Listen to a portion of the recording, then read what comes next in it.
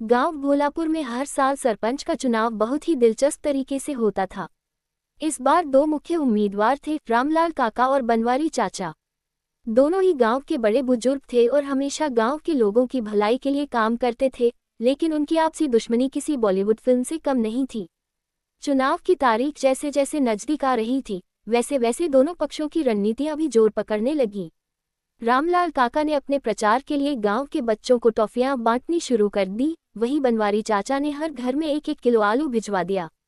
लेकिन गांव के लोग भी कम चालाक नहीं थे। एक दिन बद्री काका ने गांव की चौपाल में ऐलान कर दिया, जो भी हमें 5 किलो आटा और 2 किलो घी देगा, हम पूरा परिवार उसे ही वोट देगा। ये सुनकर रामलाल काका और बनवारी चाचा दोनों ही टेंशन में आ गए। दोनों ने सोचा कि अगर गांव वालों की मांग पूरी करनी पड़ी तो चुनाव जीतने से पहले ही कंगाल हो जाएंगे। तभी मुंशी जी, जो गांव के सबसे चतुर आदमी थे, बोले, ऐसा करते हैं, एक अनोखा चुनाव करवाते हैं। जो भी सबसे मजेदार और अनोखा काम करेगा वही इस बार का सरपंच बनेगा। गांव के लोग इस प्रस्ताव से खुश हो गए और दोनों उम्मीदवारों को अपनी अपनी अनोखी कला दिखाने को कहा गया। रामलाल काका ने फैसला किया कि वो एक दिन में गांव के सभी कुएं साफ करेंगे। उन्होंने गांव के सभी नौजवानों को इकट्ठा किया और पूरे दिन मेहनत कर कुएं चमका दिए। गांव वाले प्रभावित हुए, लेकिन असली मजा तो तब आया जब बनवारी चाचा की बारी आई।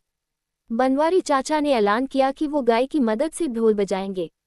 गांव वाले इस बात को मजाक समझकर हंसने लगे, लेकिन चाचा ने सच में अपनी गाय चंपा को ढोल के पास खड़ा कर दिया।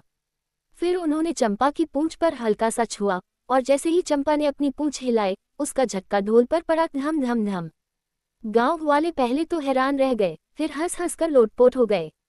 ऐसा नजारा पहले कभी नहीं देखा था। आखिरकार बनवारी चाचा को सरपंच चुन लिया गया। चुनाव का ये अनोखा तरीका पूरे जिले में चर्चा का विषय बन गया और गांव भोलापुर में पहली बार किसी गाय की वजह से सरपंच चुनाव जीता गया।